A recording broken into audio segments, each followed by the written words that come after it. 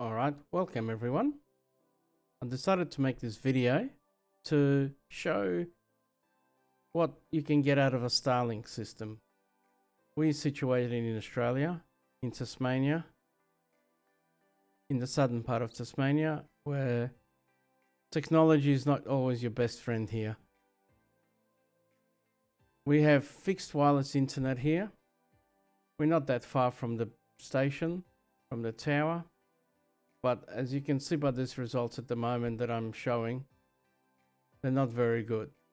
And this is at just before 6 o'clock at night. So peak hour, getting 4 megabits download, 1.5 up. Not very good.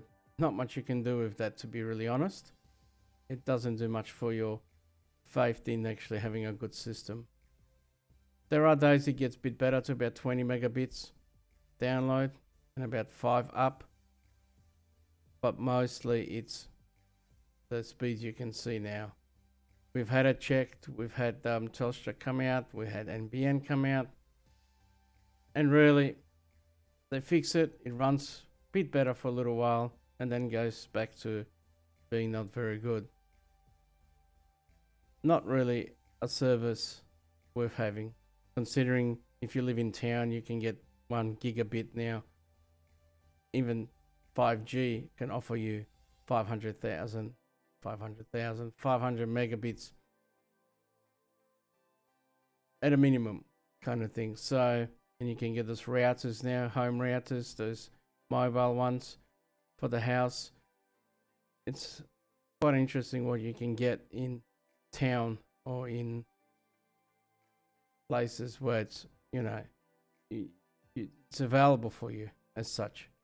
Anyway, so there you go, a good bit better download speed, 5 megabits now. Ooh, that's really good. So I've decided to attempt to do 4 tests every day for the first 7 days. I've put down in the corner what the date was and what time it was and any other affecting items like is it clear, is it windy, is it raining, is it cloudy, just to gauge to see what makes a difference, if anything. At the moment our dish just sits happily on the garage roof. It's a flat roof. I had to bolt it down slightly so it wouldn't fly away. I have ordered a wall mount for it, but that has to come from Singapore or America or wherever it's coming from, so it's going to take a while to get here. So unfortunately I just have to have it sitting there. Usually during the night, if I'm not on it or anybody else is on it, we take it down and put it away for now because I can't trust it to be very secure. Alright, so that was the testing you just saw for the Telstra stuff. After that, you can see this is my first test, the first day. This is like an hour after booting up the whole system. At the speeds we're getting, from 5 megabits it's gone up to 200 megabits. Very big difference. And as a issue to do with latency or in milliseconds, it really is no different after playing around with it now from what you can get on fixed or even the normal NBN. It's roughly 40 milliseconds, sometimes a bit less, sometimes slightly more. But for us here, that has not changed. It probably even slightly improved actually from the fixed wireless internet. I'm actually quite impressed considering how old the old satellite systems used to be, when you had to send the data via dial-up and then you received it via the transmission from into the dish. So it's a big difference. And from looking at these results, there you go. First one was over 200 megabits download. This one's 165. We're cruising along. It's pretty good actually. Very happy. I will do probably another week's testing just to see if it slows down or not. Obviously, with time, it probably will slow down anyway because there'll be more people on the grid using it, most probably. And it's going to have to affect it somehow at the end. At the moment, it's flying along really. It's can't fault it. When it comes to disconnections, there hasn't been too many really, to be really honest. I've only had 3, I think, at the beginning, and they were all like 5 seconds long, and that was it. And in the last week now, I think one for about 2 seconds. And again, I think it's because there's a slight tree in the way that's probably playing and annoying me. But apart from that, really, there has been no real ill effects from it all at all. So there you go. This is probably my worst one at the moment. There's a download speed of 80 megabits and an upload of 11, which is still 20 times better, 40 times, whatever it is, than what I have on my fixed. As you can see, I'm just showing you the comparisons. You can pause it at that time. And that was day 1. This is day 2. The only other thing maybe it'll make a difference still is that when I fully 100% put the dish somewhere so it doesn't have to be moved and has to readjust itself all the time, it might actually hone in on the signals a bit better and be even more efficient. So I'm hoping that with time it will become a better machine along the way. So from here you can see this is the next day, 6 o'clock again at night. That night was cloudy and it was pretty windy here. And I thought it was going to really affect it. But as you can see, it's still performing very well. It's still not, yes, obviously the 200 megabits I had on the first 1 or 2 tries, but it's still 100 plus. And for me, those numbers are big. Sure, I would like to see 400 or 500 megabits. That would be really cool too. But I'm not going to complain. Can always be worse. Well, I might as well go and dial up sometimes, I think, how good fixed wireless is. And again, it must be situational, and it must be where we all are, and it must somehow affect us more some regions from the infrastructure we have than to other areas. And I'm not saying that everyone has bad internet, but for us it is reasonably crap, to be really honest. So there you go. So that was first ones, and this is a bit more now. Like I said, I'll try to do 4 each one, just to show the differences between each one, that how much it can fluctuate when it obviously changes satellites and stuff like that. So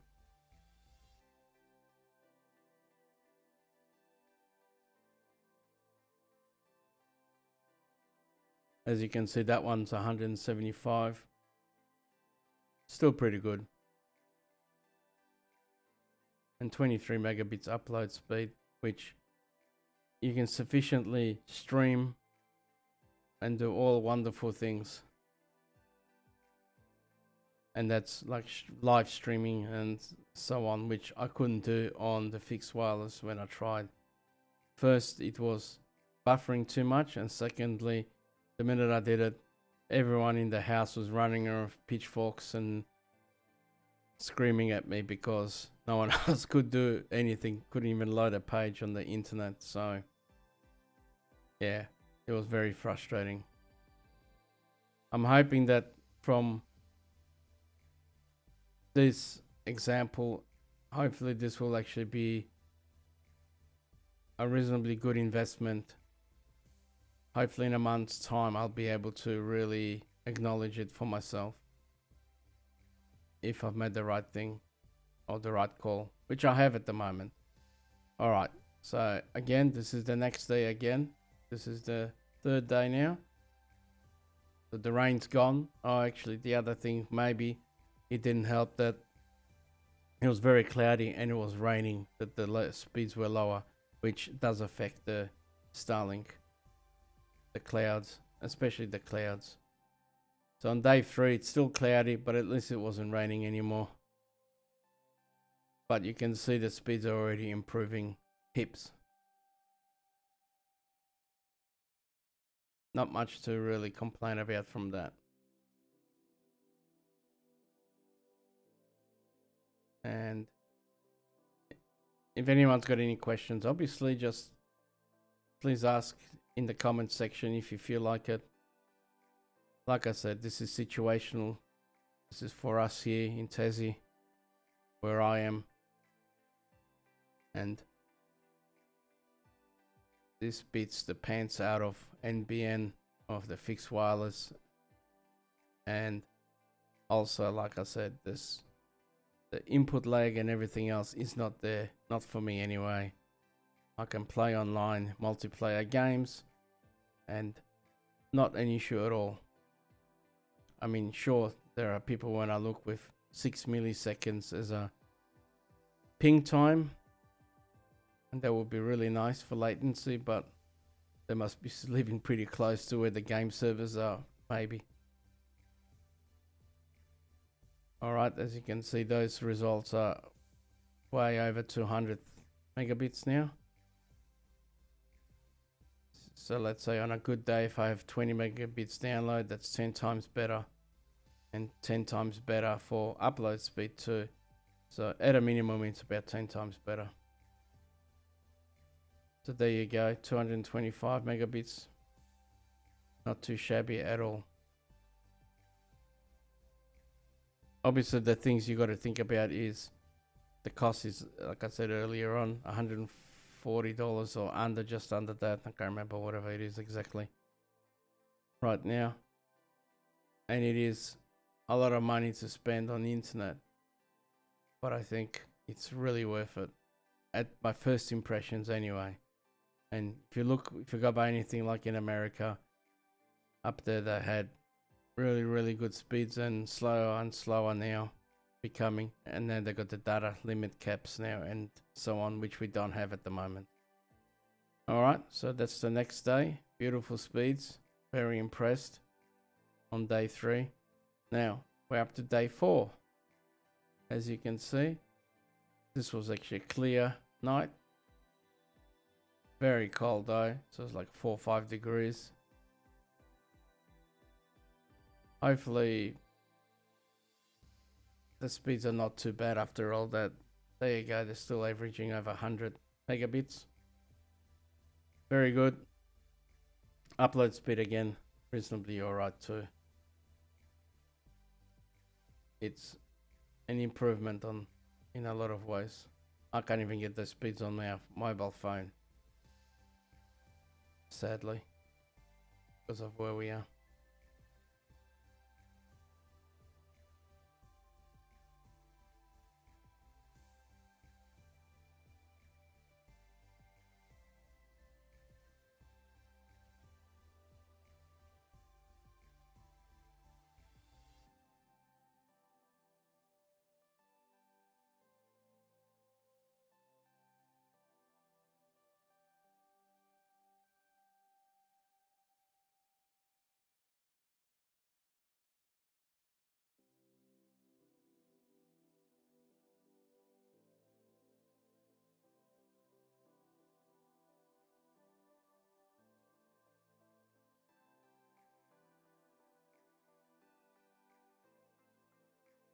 As you can see, still maintaining over 100 megabits.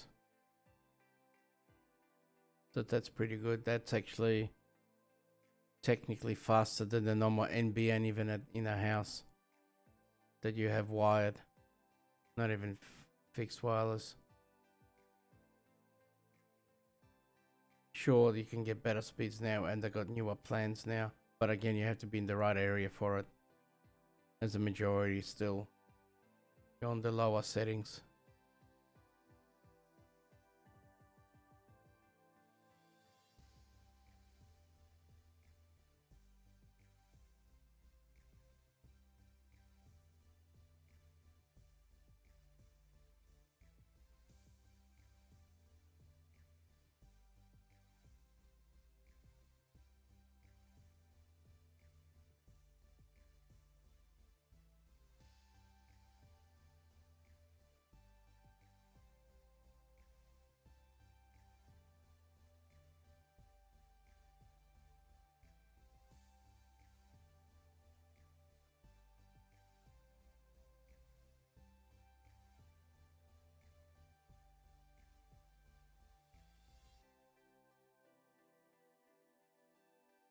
Okay, apart from that one bad download speed that there was out of the 3, which is a bit of a bummer.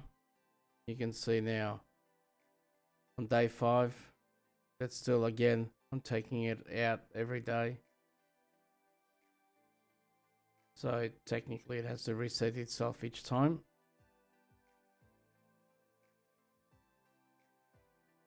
But again, the speeds are improved again. Hips 185 megabits download, 12 upload. And that day was actually cloudy and raining, and it's peak hour. And that's the other thing, most of these speeds are at peak hour, 6 o'clock, 6:30 p.m. The times where everything is bottlenecked normally. And I do remember just looking at my games and stuff like that, and my kids and everyone else at home trying to download things or watch things or browse the internet, how much it really does affect them. There you go, 180 megabits. Beautiful. Setting up Starlink is pretty simple. You don't get much for it. I must say, I don't really like the router that it comes with, or the modem, whatever you want to call it. It hasn't got much you can do in it, control wise. So it's not very good. You can't prioritize things. It's a very basic system. My aim will be to just plug it in into my proper modem at home and run it through that, to give myself a bit more control on what comes in and what goes out on the internet, and gives me that improvement I need for the specific tasks I'm trying to do.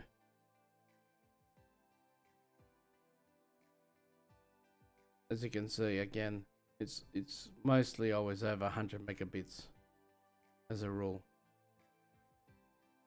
So it's pretty good, actually. I think personally it's good enough for you to be able to do anything you want, really. Even a house with 4 people will comfortably run everything pretty well without too many hassles, to be honest. So it's not too bad, actually.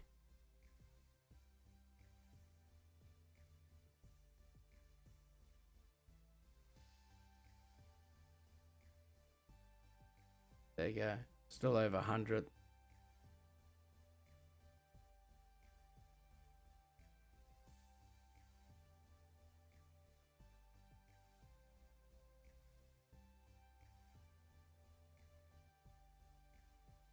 And this is actually a lot better, as you can see. Over 200 now. It's flying along, to be honest.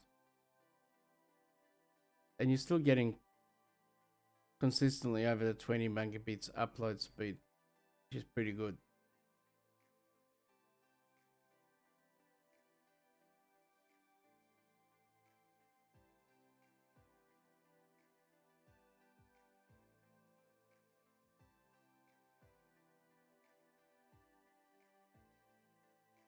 There you go.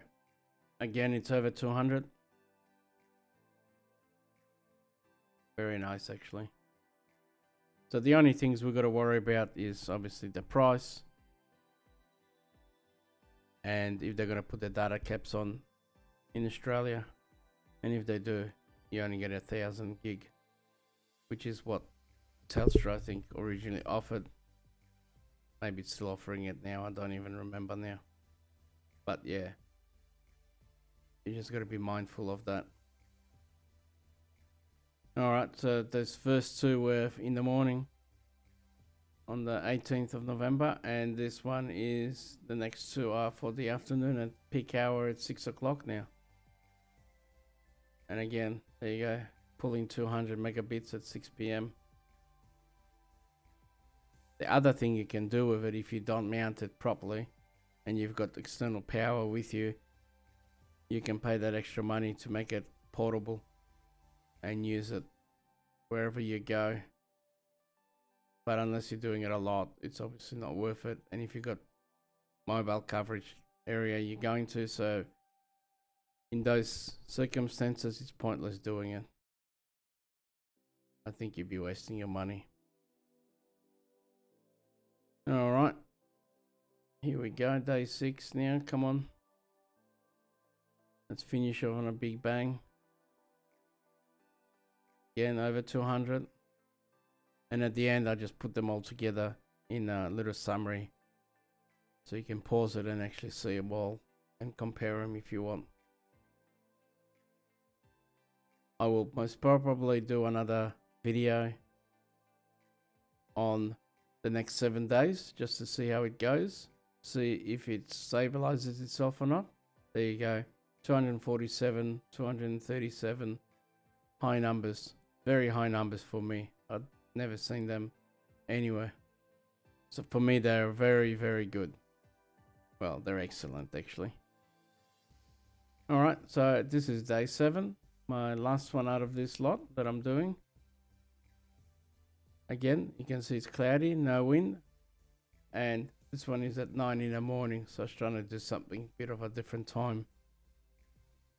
Just to see if it made any difference, like between peak and non-peak hours. Still not too bad. It's still 170 for that one.